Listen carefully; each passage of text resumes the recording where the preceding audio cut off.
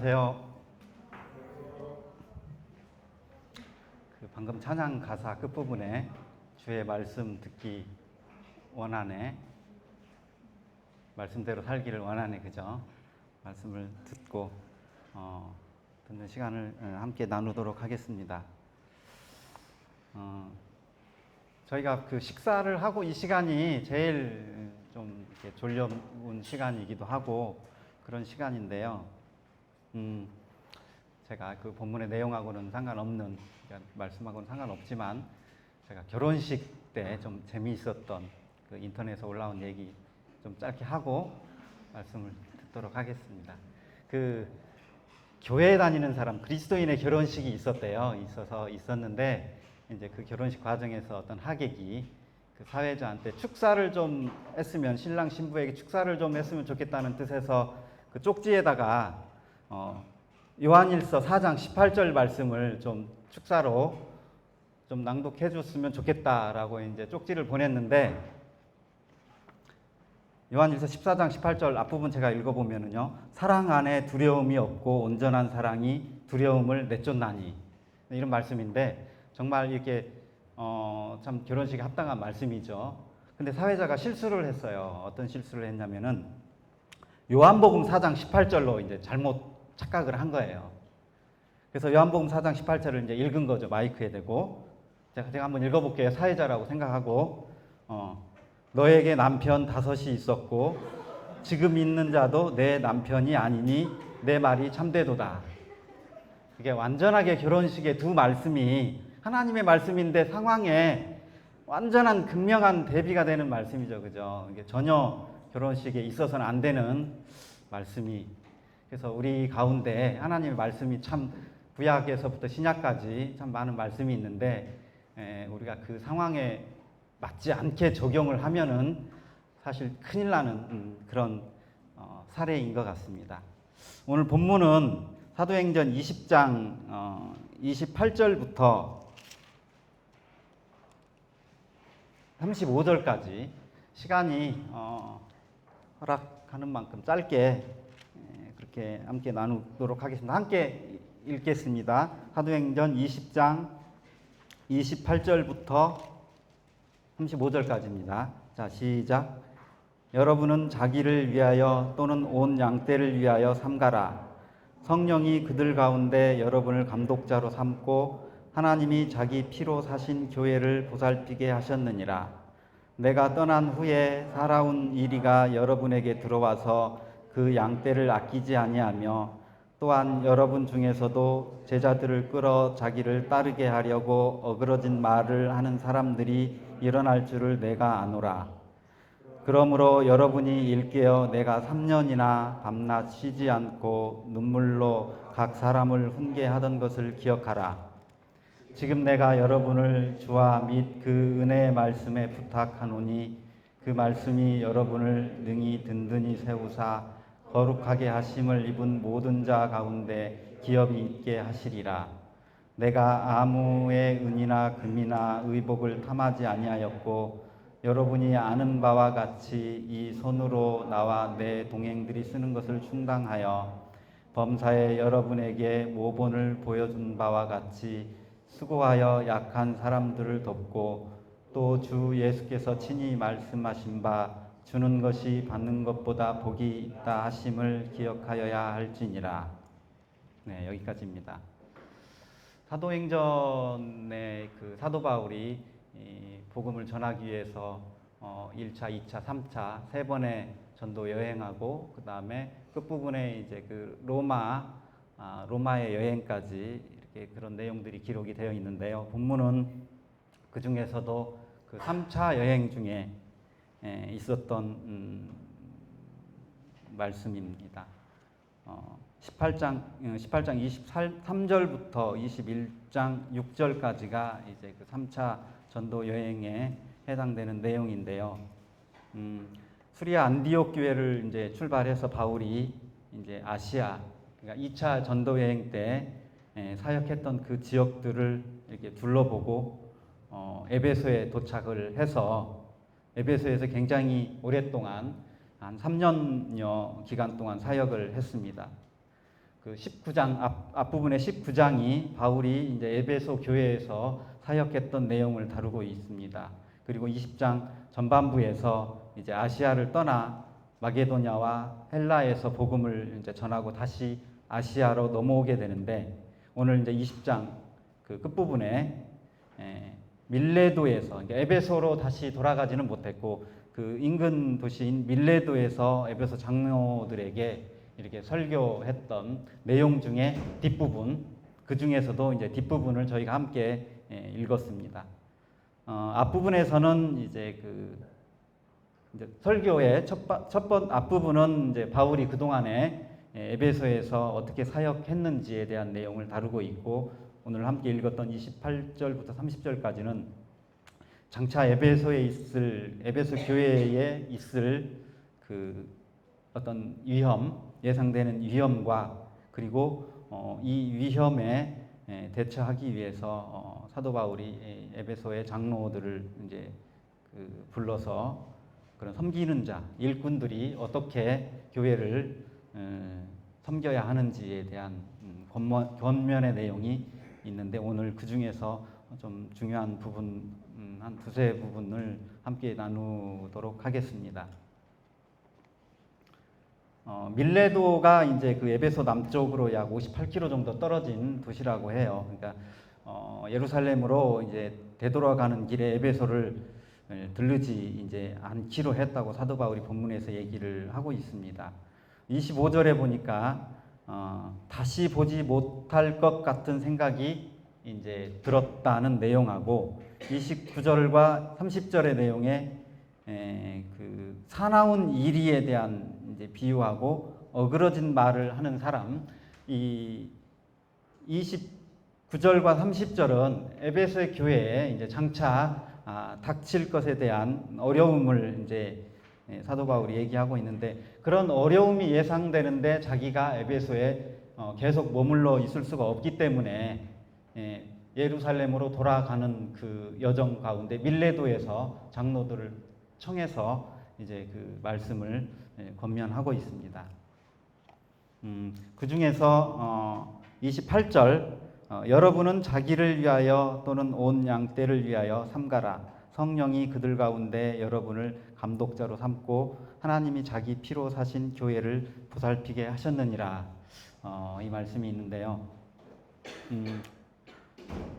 사도 바울이 앞부분에서 자기가 이제 에베소 교회에 본을 보였다라고 밝히는 내용이 이제 19절부터 21절까지 나오는데, 사도 바울은 에베소 교회를 위해서 겸손과 눈물로 그렇게 수고를 했다고 했고요.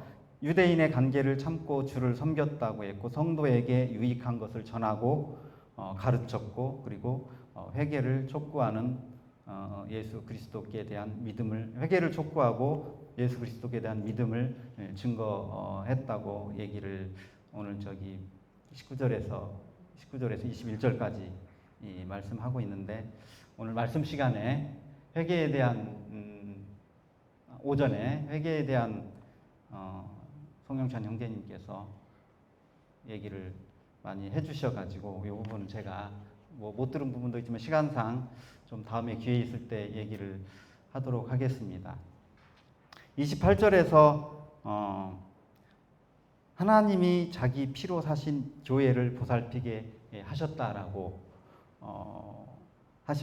본 말씀은 그렇게 기록되어 있는데, 우리가 그 교회를, 성경에 교회를 나타내는 표현이 좀 여러 가지가 있죠, 그죠? 여러분들도 다 익히 아시는 부분들이 있는데, 가장 우리가 많이 들어본 표현이 신랑이신 예수 그리스도의 신부인 교회라는 표현이 있고요. 그리고 그리스도의 몸된 교회라는 표현이 있고요.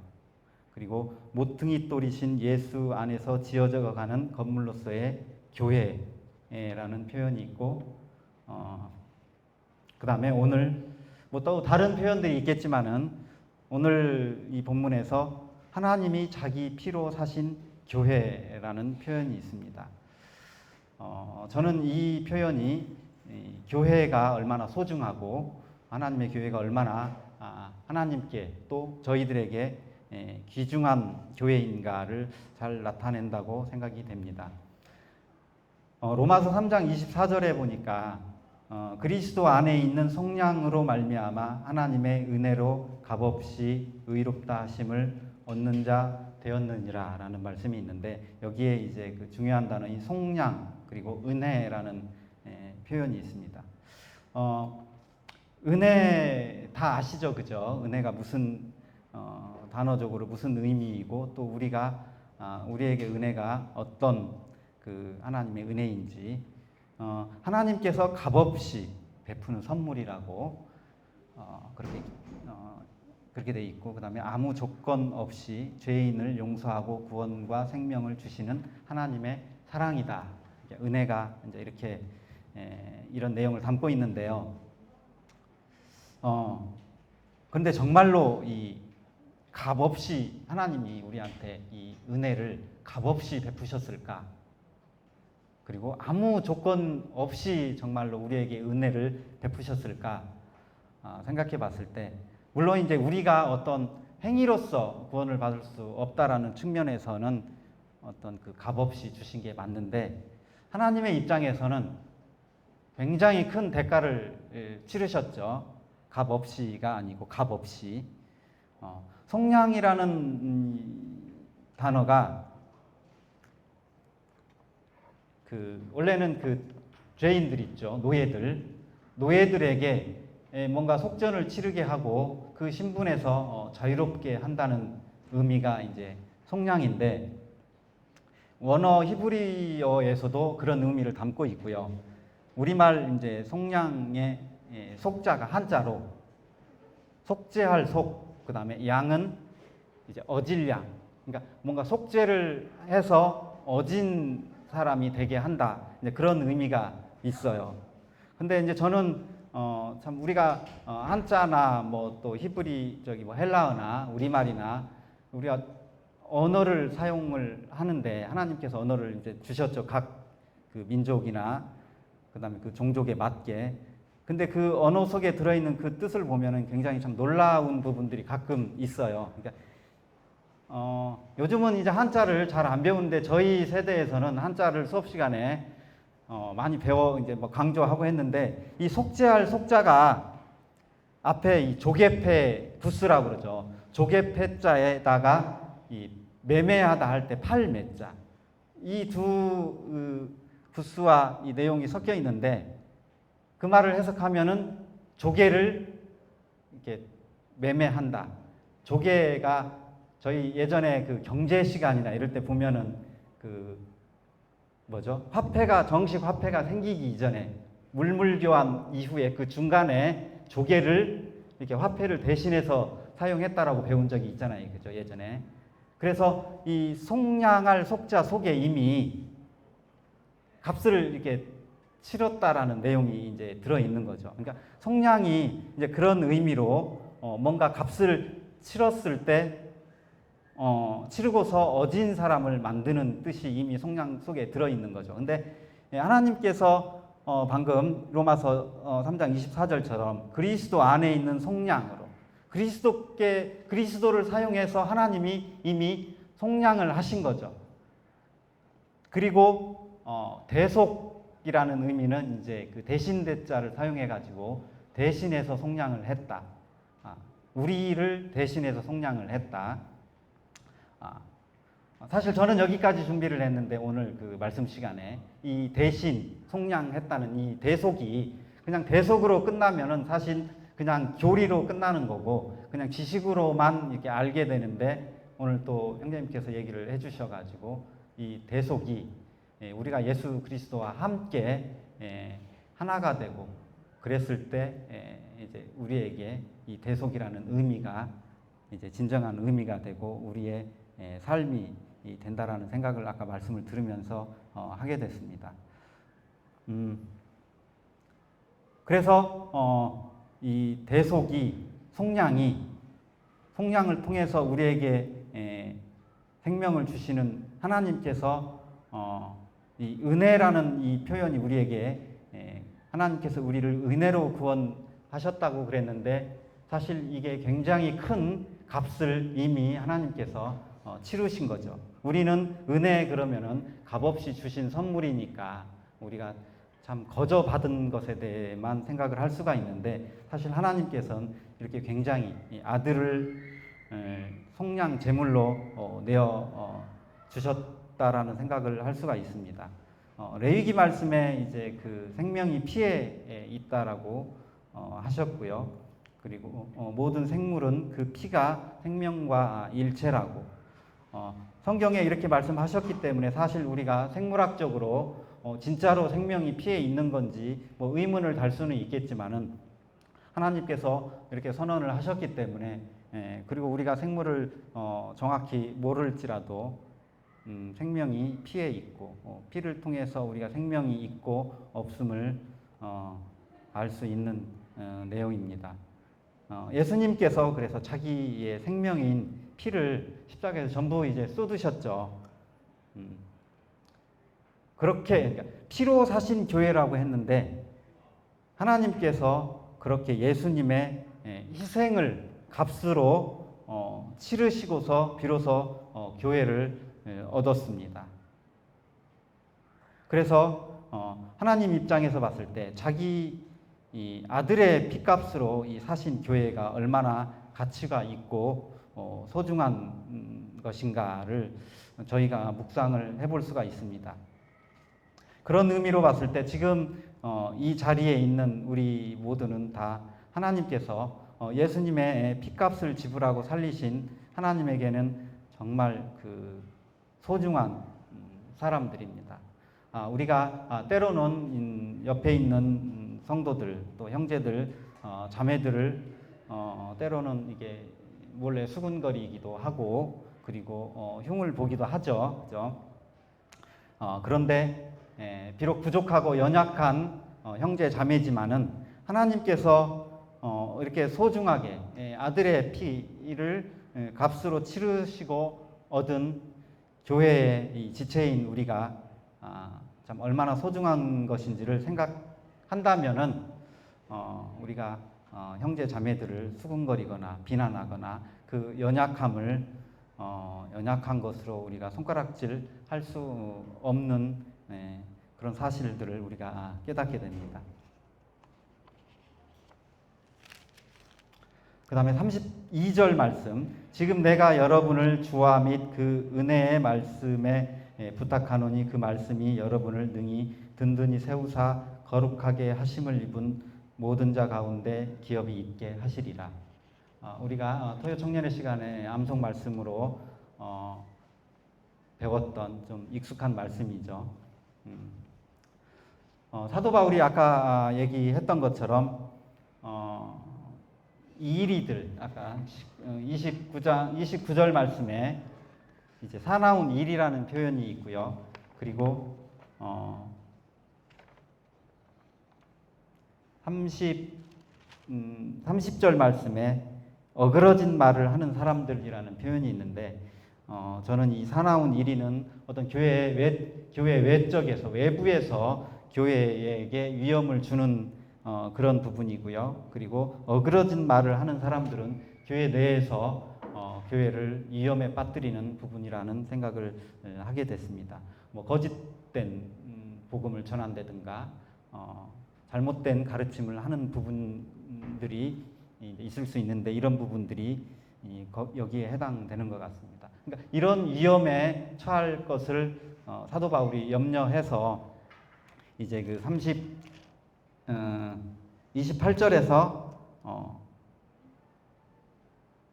양떼를 위하여 삼가라고 그렇게 교훈을 하고 있고, 자기 피로 사신 교회를 보살피도록 그렇게 권면하고 있는데요. 32절에서는 이제 그런 방법으로 이제 말씀으로 이제 그 교회를 다스리라는 의미의 그런 내용입니다. 그 주와 및 그 은혜의 말씀에 부탁하노라라고 했는데, 사도 바울은 이 주님과 그리고 말씀을 이렇게 동일시한 부분입니다. 요한복음 1장부터 1장 2절과 그리고 14절에 이제 저희가 그 주님과 그 은혜의 말씀이 하나인 것을 이 말씀을 통해서 알 수가 있습니다. 태초에 말씀이 계시니라. 이 말씀이 하나님과 함께 계셨으니 이 말씀은 곧 하나님이시니라. 그가 태초에 하나님과 함께 계셨고, 그 14절, 말씀이 육신이 되어 우리 가운데 거하심에 우리가 그의 영광을 보니 아버지의 독생자의 영광이요 은혜와 진리가 충만하더라.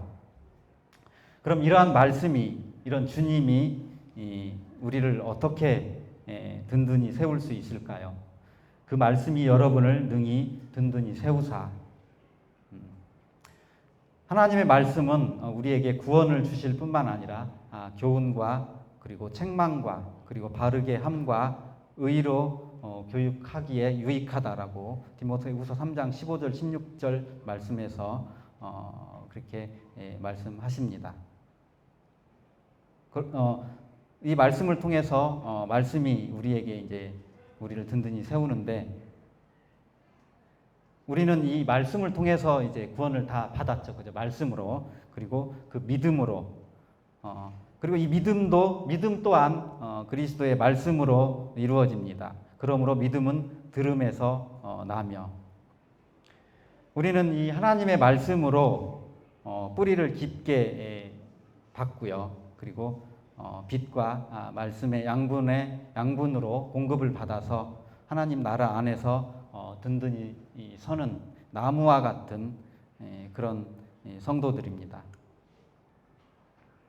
아까 찬양에서도 우리가 고백했던 것처럼 우리가 단 하루라도 하나님의 말씀을 듣지 않고 말씀의 가르침을 받지 않고서는 하나님의 자녀로, 그리고 거듭난 성도로 나무처럼 이렇게 바로 설 수가 없습니다.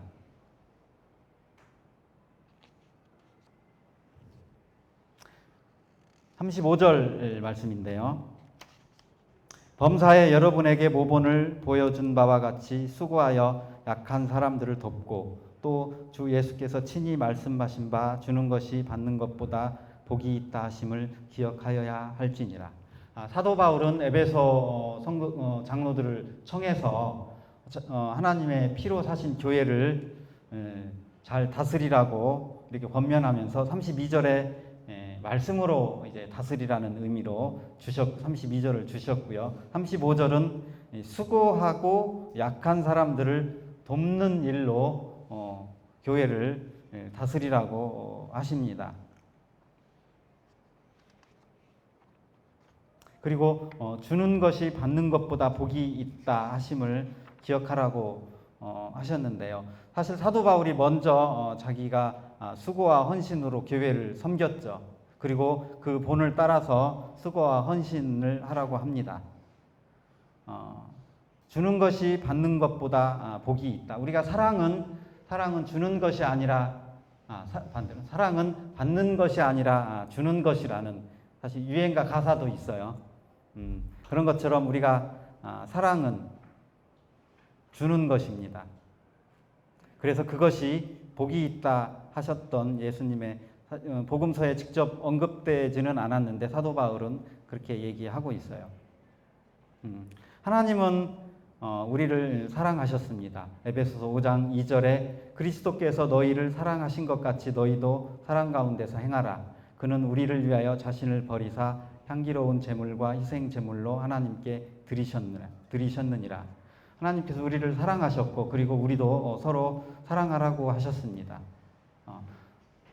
지금 옆에 계신 형제 자매님들 다 하나님께로부터 사랑받는 사람들입니다. 대체적으로 교회를 잘 다니다가 어느 날 갑자기 이제 보이지 않는 청년부터 시작해가지고 가정들이 있는데, 저는 이들에게 공통점이 있다라는 생각을 해요. 몇 가지가 있을 텐데 그 중에 하나는 그러니까 교회에 나와서 뭔가 관심을 받고 싶고 그런 마음이 있는데 관심을 못 받을 경우, 그리고 또 섬김을 받고 싶은 마음에 교회에 왔는데 그렇지 못하다고 생각되는 경우, 그래서 상처를 받습니다. 교회에서 우리가 말로는 사람을 보고 신앙생활을 하지 말고 주님을 바라보라고 하시지만 실질적으로 우리는 사람을 보면서 사람을 통해서 교제하고 섬깁니다. 그러다 보니까 이런 이제 상처받는 일이 생기죠. 그래서 성도를 섬기고 관심을 주는 사람은, 그러니까 그렇게 해서 그 사랑을 받고 섬김을 받고 관심을 받고자 할 때 상처를 받기 때문에 이제 교회를 떠나는데, 반대로 우리가 성도를 섬기고 그리고 관심을 주고 그리고 사랑을 받는 것보다 주는 것에 복이 있다라는 말씀을 기억할 때 우리는 상처를 받지 않을 것입니다. 오히려 교회를 즐거움으로 섬길 수 있을 것입니다. 사랑하기 위해서, 저는 어떻게 하면은 성도를 사랑할 수 있을까요? 그죠? 사실 쉬우면서도 참 어려운 부분이 있어요. 청년들에게 있어서 옆에 계신 청년들, 형제 자매들을 어떻게 사랑할 수 있을까요? 자주 만나고 같이 먹고 같이 놀고 하면서 저는 사랑을 할 수 있다라고 생각을 합니다. 이것이 성도와의 사귐이고 성령과 그리고 그리스도 안에서 하나 된 것이고 또 그 안에서 누립니다 라고 생각됩니다. 사실 집회에 있는 날이 꼭 아니어도 평일에 청년들끼리 자주 만나서 함께 여행을 할 수도 있고요. 같이 운동이나 등산 등의 취미생활도 같이 할 수 있습니다. 그래서 이런 성도와 함께하는 삶을 통해서 서로 섬기고 또 때로는 실수나 그런 연약한 모습들을 통해서 서로가 배워갈 수 있다라고 생각합니다. 근데 저는 이런 말씀들을 우리 청년들에게 얘기를 할 때마다 사실은 좀 뭐라 그럴까요? 자신이 없다 그럴까요? 왜냐하면은 저는 이제 이렇게 살아보지를 않았기 때문에 내가 이렇게 살지 못한 삶을 청년들에게 얘기했을 때 이게 가능한 얘기일까? 왜냐하면은 저는 이제 20대 청년 때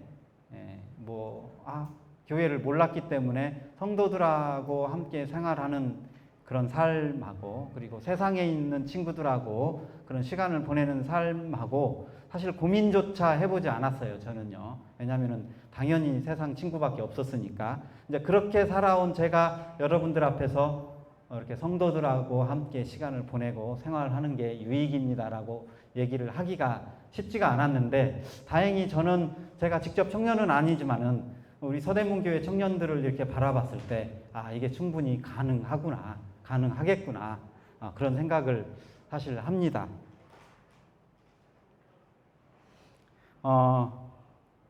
우리가 그 믿음이 자라면서 살아가는 이유, 우리가 그리스도인으로서 살아가는 이유, 그리고 추구하는 삶의 가치가 다른 세상 사람들과의 만남에서 주는 그 즐거움보다 때로는 불편함이, 그러니까 믿는 성도들의 삶이, 성도들끼리의 생활을 같이 하는 그러한 삶이 세상 사람들과의 시간을 보낼 때보다 불편함이 없다라는 사실을 이제 제 경우만 봐도 제가 그리스도인이 되기 전에는 정말 세상 친구들하고 지내는 게 편하고 당연하게 생각을 했는데, 제가 믿음 이후에 제 삶이 이제 두 가지를 다 공유하게 되잖아요. 그렇죠? 그랬을 때 정말 그 세상 친구들하고 세상 사람들하고 시간을 보내는 게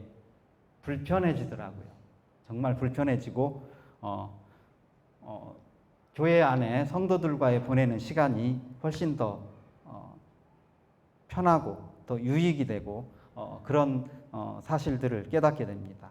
아마 여러분들도 당연히 그런 생각을 하시리라고 생각이 됩니다. 그럼 우리가 세상 사람들과 인연을 끊어야 되나요? 이제 그런 거는 아니죠. 그죠? 그럴 수는 없죠. 왜냐면은 우리가 그들에게 전도를 해야 되기 때문이죠. 우리가 세상 사람들과 함께 먹고 마시며 즐기는 것, 그것이 그들과 만남의 목적이 될 수는 없지만은 우리는 세상 사람들을 계속해서 만나야 합니다. 그리고 전도를 해야 되죠.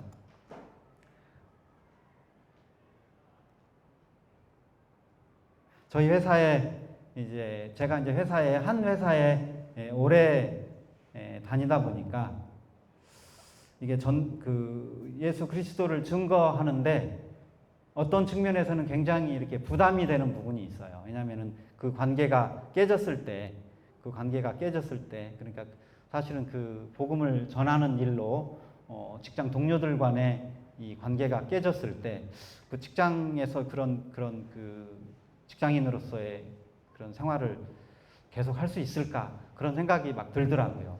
그러다 보니까 이제 굉장히 조심스러운데, 그래서 저는 이제 그 뭔가 직접적으로 이렇게 복음을 증거하기보다는 계속해서 제가 신앙생활 하는 내용들이 있죠. 그런 내용들을 이제 직원들에게 이렇게 일상적인 대화에서 얘기를 합니다. 이제 예를 들면은 직원들하고 야근을 하면서 이제 식사를 같이 하면은 이제 시켜 먹기도 하죠. 그래서 이제 가끔 시켜 먹는 것 중에 이제 이삭 토스트를 시켜 먹습니다. 그 이삭 토스트를 시켜 먹는데 그 포장지에 보면은 영어로 이삭에 대한 얘기가 좀 나와요. 그러니까 제가 영어를 아주 잘해가지고 완벽하게 해석은 못하는데 이렇게 쭉 보면은 성경에 이삭을 얘기하는 거 있구나라는 이제 확신이 들어서 토스트를 먹다가 직원들한테, 이제 저는 직원들이 이렇게 다 20대, 30대 어리니까 이렇게 반말을 합니다. 얘들아 그러면서 여기 청년들한테 얘들아 하는 것처럼 직원들한테 얘들아 왜요? 그러면은 여기 영어 보면은 이삭 토스트인데 이삭이 뭐니? 뭐 벼이삭 이런 거 말고 그러면서 이제 사실은 이게 구약 성경에 나온 인물의 이름인데 이렇게 해서 아브라함의 아들 이삭 얘기를 하죠. 그러니까 직원들이 모르겠어요. 어떤 거부 반응을 가질 수도 있겠고, 때로는 제가 직장 이렇게 높으신, 나이도 많고 높으신 상사이기 때문에 이게 뭐 거절할 수가 없어서 그냥 듣고 있는 건지, 아니면은 뭐 어떤 생각이 있어서 그냥 듣고 있는지, 그렇군요. 그러니까 저는 그런 방법으로 직원들에게 이렇게 성경 얘기를 하고요. 교회에서 캠프 얘기를 하고요. 그런 얘기를 합니다. 그래서 저희 직원들은 매년 8월 첫째 주가 되면은 나는 교회 캠프를 휴가로 가는 사람이구나. 이렇게 휴가 조사를 해요. 왜냐하면 업무가 중복되면 안 되니까 가급적이면 그 휴가를 피할 수 있도록 하기 위해서. 근데 저는 휴가가 그렇게 고정이 됐어요. 그래서 물어보러도 오지도 않아요. 저는 8월 첫째 주에 이제 제 교회 회사에서 저는 8월 첫째 주에 휴가인 사람. 그래서 이제 제가 이런 방법으로 저는 이제 직장 동료들하고 생활하면서 이제 그 안에서 좀 교회에 대해서 좀 얘기하고요. 그래서 어떤 분은 가끔 교회가 궁금하다고 하시는 분들도 있고요. 좀 가보고 싶다라는 얘기를 하신 분이 또 간혹 있어요. 그랬다가 하루 지나면 또 생각이 바뀌기도 하고 어제 얘기했을 때 좀 관심이 있다 얘기했다가 그 다음 날은 또 생각이, 어쩌면 그분은 뭔가 어찌됐든 전혀 관심이 없는 분에 비하면은 뭔가 좀 이 주님의 역사하심이나 어떤 복음의 어떤 씨앗이 어쩌면 제가 알고 있지 못하는 그 조금씩 그런 부분들이 뿌려지고 있다라는 생각이 들기도 합니다. 그런 측면에서 청년들은 저는 참 좋은 때라고 생각을 해요. 어떤 두려움이 없죠. 이제 저에 비하면은 두려움도 없고 또 지나온 생활보다 남아있는 삶이 훨씬 많기 때문에 그런 측면에서 기회가 많다라고 생각합니다. 그리고 이제 그것을 저는 이제 젊음이라고 표현하고 싶어요. 청년들에게는 그런 젊음이 있기 때문에 청년이 좋을 것 같습니다. 젊음에는 어떤 내면적인 열정이 있고 그리고 어떤 외적인 에너지가 있습니다. 그리고 넘치는 사랑과 꿈과 소망이 있습니다. 개인적인 사랑과 꿈과 소망일 수도 있고요. 그리고 복음을 전하는 사랑과 꿈과 소망일 수도 있습니다. 뭐 그러면 나이가 들면 뭐 꿈이 없어지나요? 뭐 그런 거는 아니죠.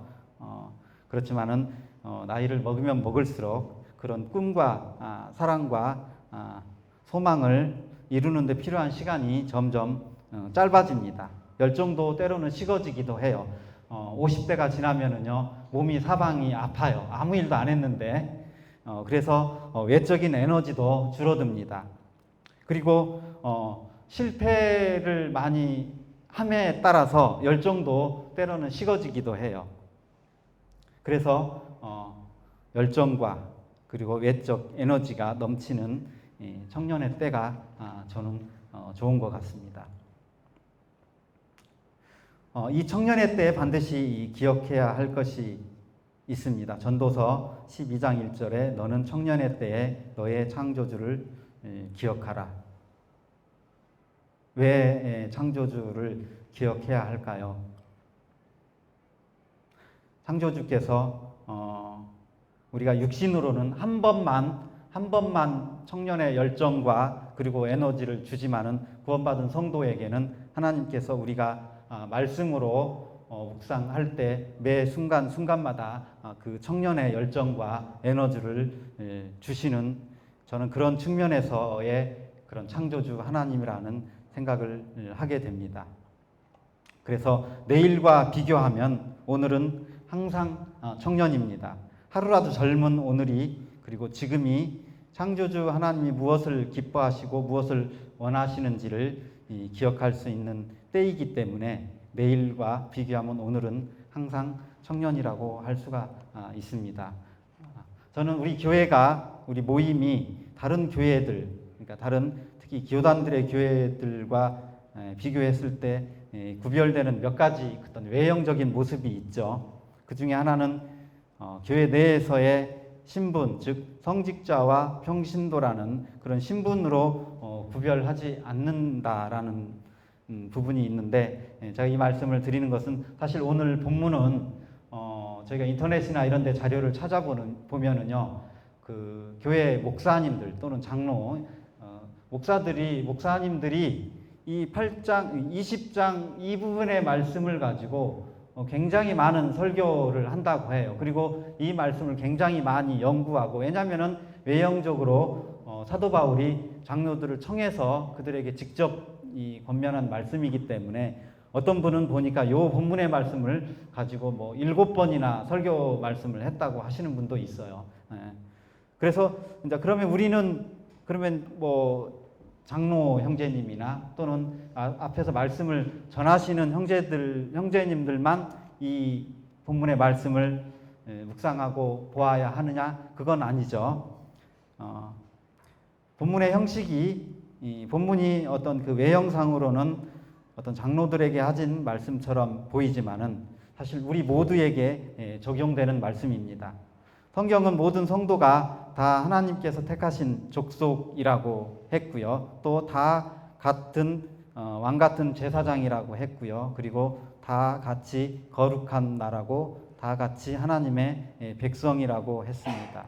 따라서 모든 성경 말씀은 다 각자에게 적용되는 말씀으로 받아야 합니다. 저는 특히 신약 성경에 이런 표현이 있는데요, 많이 있는데, 서로 하라라는 표현이 저는 참 이 말씀을 좋아합니다. 서로 하라. 저는 참 이 말씀이 참 합당한 말씀이라고 생각됩니다. 그러니까 누구는 가르치고 누구는 배우고 그렇게 정해진 것은 없죠. 그죠? 우리는 다 옆에 있는 성도에게 배우기도 하고, 또 옆에 있는 성도를 가르쳐야 하고, 옆에 있는 성도로부터 배워야 합니다.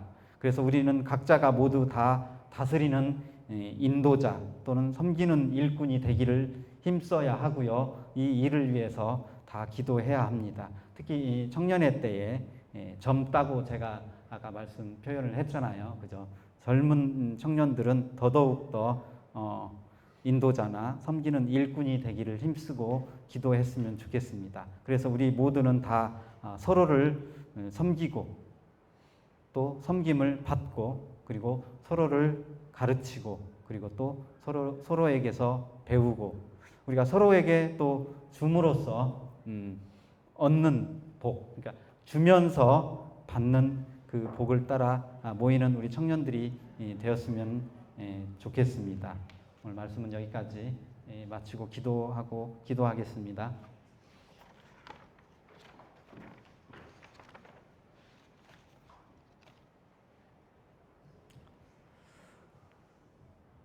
주는 것이 받는 것보다 복이 있다라는 말씀이 참 기억에 남습니다. 서로 하라라는 이 말씀이 참으로 복된 말씀입니다. 우리가 다 같이 이 하나님의 사랑을 입고 참 다 같이 이 거듭난 주님의 자녀입니다. 우리 각자가 서로 가르치고 서로 배우며 서로 사랑하며 서로 사랑을 받으며 그리고 서로 섬기며 서로 섬김을 받으면서 함께 주님의 그 선하신 분량까지 함께 자라고 또 함께 든든히 서는 서든교회의 청년들이 되기를 소망합니다. 좀 저희들에게 말씀을 통해서 교훈하심으로 그 말씀을 통해서 든든히 서게 하시고 그리고 다 같이 수고하고 다 같이 약한 사람들을 도움으로 참 건강한 교회로 자라게 하신 하나님께 감사를 드립니다. 감사드리며 우리 주 예수 그리스도의 이름으로 기도드렸습니다. 아멘.